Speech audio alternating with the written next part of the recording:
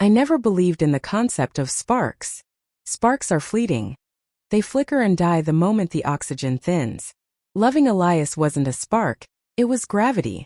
It was that invisible, undeniable force that keeps your feet pressed against the earth, so you don't simply drift away into the cold, silent vacuum of space.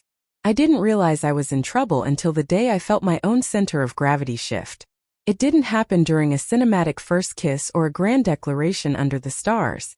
It happened on a mundane Tuesday, in an apartment that didn't even have furniture yet, smelling of fresh paint and the metallic chill of an open window. We were sitting on the hardwood floor, sharing a single wool blanket. The evening city outside was nothing but a blurred smear of neon lights, and the room was filled with that specific kind of twilight where objects lose their edges and every sound becomes amplified. I remember the sound of his breathing, steady, rhythmic, like the pull of a deep tide. Elias was focused on a stubborn knot in his shoelace. His fingers, long and slightly calloused, moved with such intense concentration that you'd think the fate of the world rested on that frayed piece of cotton. I watched his profile, the way the street lamp outside traced a thin line of gold along his jaw, and suddenly a sharp physical sensation of danger pierced through me. It wasn't the kind of fear that makes you want to run. It was the kind that makes you freeze, realizing that any movement might shatter the fragile glass of the moment. I realized then, if he stood up and walked out of that door, I would simply cease to exist. My molecules were only holding together because he was there to witness them. It wasn't just love. It was a total surrender of my autonomy. I had voluntarily handed him the keys to every defense mechanism I had ever built. "You're looking at me like I'm about to vanish," he said, his voice low and raspy, vibrating in the space between my ribs. He didn't even look up from his task. "I'm just checking to see if you're real," I whispered. My voice sounded foreign to me, stripped of its armor, raw and terrifyingly honest. He finally let go of the lace and turned toward me. There was no irony in his gaze, only a deep, almost painful tenderness. He reached out and touched the side of my neck with the tips of his fingers, right where my pulse was hammering against the skin. I could smell the sandalwood of his skin and the scent of cold rain clinging to his jacket. In a second, time collapsed. The world outside, the debts, the past, the anxiety of the future. It all dissolved. There was only the electric current running from his skin to mine. We could sit in silence for hours, and it was never empty. It was a heavy silence, rich and intoxicating like aged wine. Elias became my home, before we even had curtains on the windows. He was the place I returned to in my mind, even when he was sitting only inches away. His presence was so dense I could almost see it. A golden haze that wrapped around both of us, insulating us from the jagged edges of reality. I didn't know then that this level of intensity is always a harbinger of a storm. I didn't know that it's impossible to belong to someone that much without losing the very map of your own soul. He was my gravity, my North Star, my anchor. But gravity is a double-edged sword. It's the force that keeps you grounded, but it's also the force that eventually causes stars to collapse into black holes. That night, as I drifted to sleep with my head on his shoulder, listening to the rain tap against the glass, I felt an absolute, terrifying sense of safety. I didn't know I was already drowning. The fog didn't arrive with a thunderclap. It didn't announce itself with a scream or a crash. It leaked into the corners of our life like a slow gas leak, silent, odorless, and utterly lethal. At first, I blamed the exhaustion. I blamed the late nights we spent talking about the future, the way we poured ourselves into each other until there was nothing left for the world outside. But then the blips started. I would be standing in the middle of our sun-drenched kitchen, holding a ceramic mug, and suddenly, the floor would feel like it was tilting at a 45-degree angle. The edges of the cupboards would blur into the white of the walls, and for a heartbeat or 10, I wouldn't know if I was 25 or 5. I would forget the word for spoon.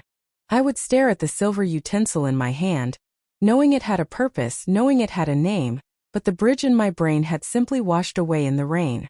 Elias noticed before I did. He has always been a student of my nuances, a scholar of the way my eyes move when I'm happy or the specific way I chew my lip when I'm anxious. He saw the flicker in my electric hum, long before the bulb actually started to dim. The shift in the atmosphere was visceral. Our home, once a sanctuary of warm gold and amber, began to take on a clinical, shivering blue. It was in the way he started to watch me. I'd catch him looking at me from across the room, not with the hungry, soul-deep desire of a lover, but with the harrowing intensity of a man watching a flickering candle in a drafty hallway. The turning point was a Friday night in November. I was trying to tell him about a dream I'd had. Something about a vast glass ocean. But the sentences started to crumble like dry sand in my mouth. I repeated the same phrase 3 times, my tongue feeling heavy and clumsy. I looked at him, waiting for the usual playful interruption, a joke to break the tension. Instead I saw it. Pity. It was a microscopic flinch in his brow, a softening of his gaze that felt more violent than a physical blow. In that look I saw the end of our equality. He wasn't looking at his partner, his confidant, his fire. He was looking at a patient. He was looking at a broken clock he didn't know how to wind. "It's okay, Elara," he said, his voice dropping into a tone so gentle it made me want to scream. "Just breathe. We have all night." But we didn't. Every time he used that caregiver voice, another brick was laid in the wall between us. I watched him retract his hand from the table, his fingers lingering on the wood as if he were afraid that touching me would make the condition contagious, or worse, that he'd find out I was already turning to ash. The desire that used to crackle between us like a live wire was being replaced by a heavy, suffocating vigilance. I began to hide the symptoms. I'd bite my tongue to keep from stuttering. I'd grip the edge of the sink until my knuckles turned white to stop the tremors. But the shadow was already in the room, standing between us at dinner, lying between us in bed. I could feel my spark dying, and I could feel him mourning me while I was still sitting right in front of him. The man who used to see my soul was now only looking at my symptoms, and I realized with a heart-stopping clarity that the girl he loved was being erased, one forgotten word at a time. Elias was becoming a ghost, and I was the haunted house. He didn't leave, not in the physical sense. He was there for every sunrise, every pill, every appointment. But the man who used to inhabit his skin was retreating into a fortress of silence. I'd watch him from the doorway of the kitchen at 3 a.m. He wouldn't have the lights on. He'd just be sitting there, the pale glow of the street lamp catching the sharp angle of his jaw, staring into a cup of coffee that had long since gone cold. He looked like a statue carved from grief, waiting for the wind to finally erode him into nothing. He was fighting a war against my condition, but he was losing himself in the trenches. I started to notice the quiet screams. It was in the way he gripped the steering wheel on the drive back from the neurologist, his knuckles so white they looked like polished bone. It was in the way he'd stare at his own reflection in the hallway mirror for minutes at a time, searching for a trace of the man who knew how to smile without it looking like a grimace of pain. He was breaking, but he was doing it with a terrifying stoic discipline. The intimacy that once defined us, the shared jokes, the whispered secrets, the electric touch, had been replaced by a heavy, clinical routine. Our conversations were no longer about dreams or the books we were reading. They were about dosages, sleep cycles, and the fog levels of my brain. He became a caretaker, a guardian, a sentinel. And in that transition the lover died. I remember watching him one afternoon through the window while he was out in the garden. He was supposed to be pruning the roses, but he just stood there, the shears dangling from his hand, looking at a single petal as it fell to the dirt. His shoulders heaved in a single jagged breath. A sob he wouldn't let escape. He was mourning me while I was still standing 10 feet away, breathing his air. He refused to let me see his weakness. He thought he was being strong for me, but his strength felt like a wall of ice. Every time I reached out to touch him, I could feel him flinch, not out of disgust, but out of a fear so deep it was paralyzing. He was afraid that if he let himself feel the love again, the pain of losing me would finally shatter him. The silence in our house wasn't peaceful anymore. It was a living thing, thick and suffocating. It was the sound of 2 people holding their breath, waiting for the floorboards to give way. He was a martyr in a flannel shirt, sacrificing his joy, his youth, and his spark to be the anchor for my sinking ship. I hated him for it. I hated that he wouldn't leave. I hated that he was willing to disappear into my shadow, turning himself into a hollow shell, just so I wouldn't have to face the darkness alone. We were living in the wreckage of a soul connection, and the weight of his devotion was starting to feel heavier than the illness itself. I realized then that the most devastating thing about heartbreak isn't the leaving. It's the staying when the reason for staying has already begun to rot. Every tragedy has a basement. A place where the secrets we keep from ourselves finally grow teeth. Elias found mine on a rain-slicked Thursday afternoon. The kind of day where the sky is the color of a bruised lung. I had hidden the truth in a vintage boot box at the back of the closet, buried under a pile of silk scarves I hadn't worn since the world started to go gray. It wasn't just a medical file. It was a map of my betrayal. Inside were the letters from the clinic I'd visited in secret months before our Tuesday on the floor, the test results I'd doctored with a scanner and a prayer, and the diary where I'd chronicled the slow, systematic rot of my own mind long before I'd let him see a single tremor. I had known what was coming. I had known I was a sinking ship, and I had invited him on board anyway. I had let him fall in love with a ghost in waiting because I was too selfish to be alone in the dark. I heard the box hit the floorboards. The sound was hollow, final, the sound of a gavel coming down. When I stepped into the bedroom, the air felt like it had been sucked out of a vacuum. Elias was sitting on the edge of the bed, the papers trembling in his hands. He didn't look up. The only sound was the frantic, uneven rhythm of the rain lashing against the windowpane. "How long?" he whispered. The whisper was sharper than a scream. It cut through the silence like a razor through silk. "Elias, I was trying to protect." "Protect what?" He finally looked at me, and the man I knew was gone. His eyes weren't a climate anymore, they were a crime scene. Jagged, freezing, and filled with a devastating clarity. "You let me watch you die in slow motion. You let me spend every waking hour blaming myself, wondering what I was doing wrong, wondering why I couldn't hold you close enough to keep you from fading. You let me think I was failing you." The confrontation wasn't loud. There was no shouting, no breaking glass. It was the devastating quiet of a heart being dismantled. He stood up, and the space between us, a mere 3 feet, felt like an ocean of ice. Then came the second reveal. The detective story of our love had a twist I never saw coming. He told me what he had done in his own desperation. To pay for the illegal experimental treatments he'd been smuggling into my routine, the vitamins he gave me every morning. He had crossed lines that could never be uncrossed. He had sold his soul to people who don't give it back. He had blackmailed his own family, drained accounts that weren't his, and committed a series of small, quiet sins that added up to a life-shattering crime. "I knew you were lying about something," he said, his voice cracking, a single tear tracking through the stubble on his cheek. "So I decided to become a monster to save you. I thought if I lost my soul, I could at least keep yours." He had made a choice that couldn't be undone. He had saved my life by destroying his own integrity.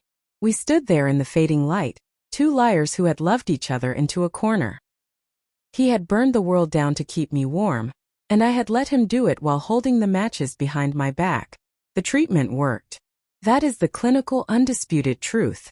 The fog lifted, the edges of the furniture stopped blurring, and the words returned to my tongue like migrating birds coming home for the spring.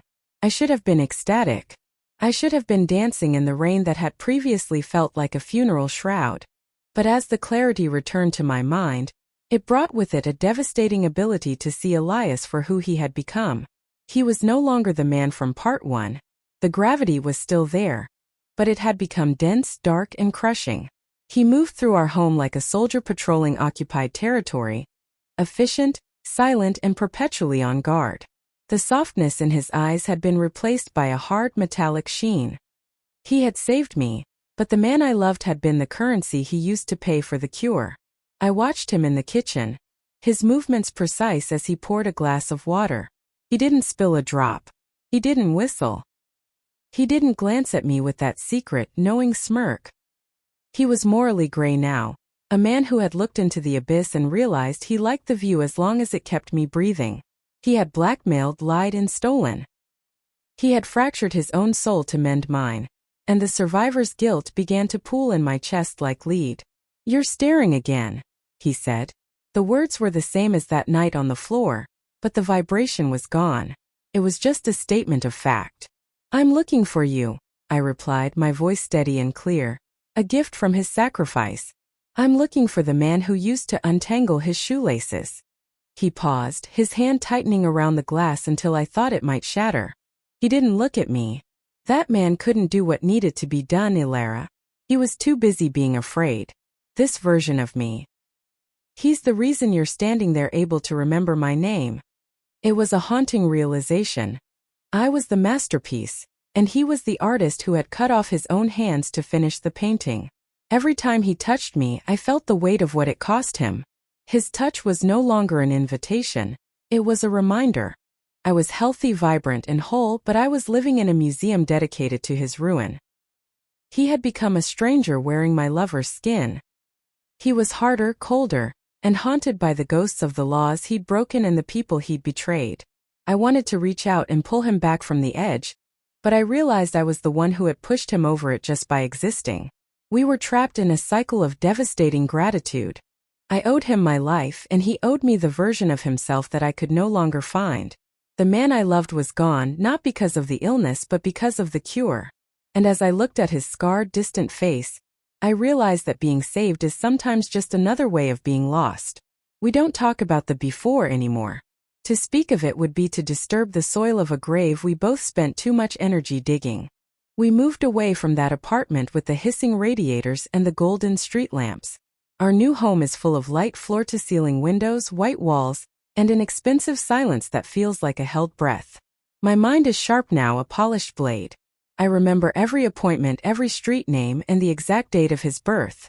But the irony of clarity is that I can finally see the wreckage in high definition.